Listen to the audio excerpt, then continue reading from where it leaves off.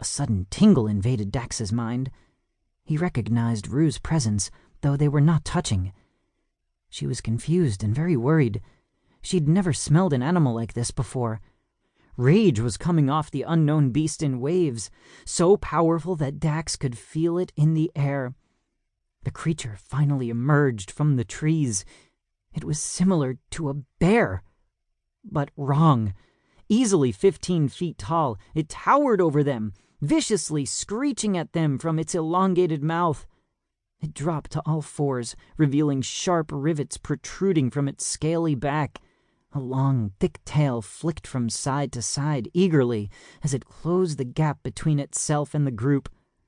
Foam dripped from its mouth when it finally stopped screaming and snapped its jaws shut. Dax breathed slowly, trying to analyze the situation. Most animals only attacked when they felt threatened. Maybe if they kept backing up, it would leave them alone. The conversation that he had overheard in the greenhouse during his first week at school resurfaced in his mind. "Sir, the animals, they're going crazy. They're trying to decide which instinct to follow. There are so many mixed signals that they are getting frustrated and attacking everything in sight." The thing was a chimera. This animal's genetics had clearly been tampered with. The images of the animals Rue had seen being tormented flickered across their shared mind link. They both drew in a sharp breath as they remembered the feeling of rage and desperation coming from those cages, which was eerily similar to the emotions dancing around the creature that faced them now. Without warning, the chimera charged, raw anger pouring from every orifice. Rue snapped out a warning bark as it drew nearer, then released an ear-splitting howl when it didn't desist its motions. She took a giant leap forward, meeting it head-on in a mess of claws and teeth. Rue's power was unmatched by most, but the sheer size of the other animal, combined with its razor-sharp ridges, kept her from maintaining a dominant position for very long. Riley stood taut, energy radiating in his palm, waiting for the right moment to release it. Dax reached down and grasped his hatchet, knowing it probably wouldn't do much, but wanting to be prepared all the same. His other hand was squeezing his little rock and releasing it, squeezing and releasing. The chimera took another swipe at Rue, and she dodged swiftly, trying to draw it away from the boys. As soon as the wolf dodged, Riley shifted his position to attack. Rue snapped at him in warning. "She wants you to stay out of it!" Dax grabbed Riley's arm before he could release his attack. The beast seemed to be having an internal battle with itself, making its attacks even more sporadic, and therefore more dangerous.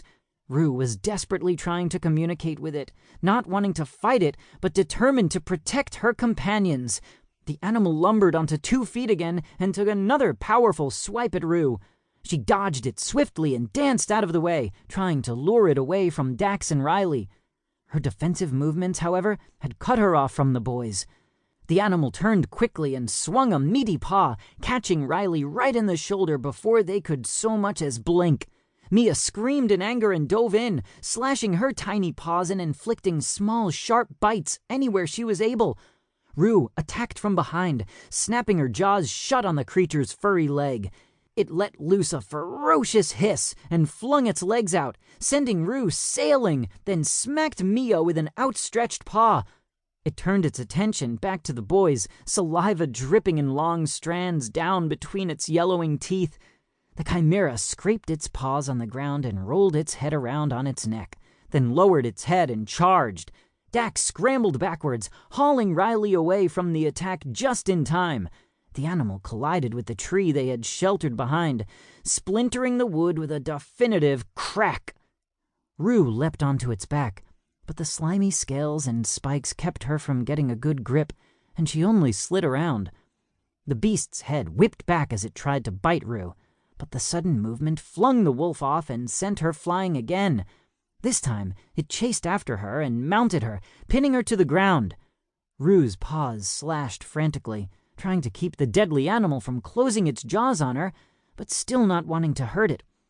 It screamed in irritation and rose up on its hind legs, then slammed down all of its weight, trying to crush Rue under its paws.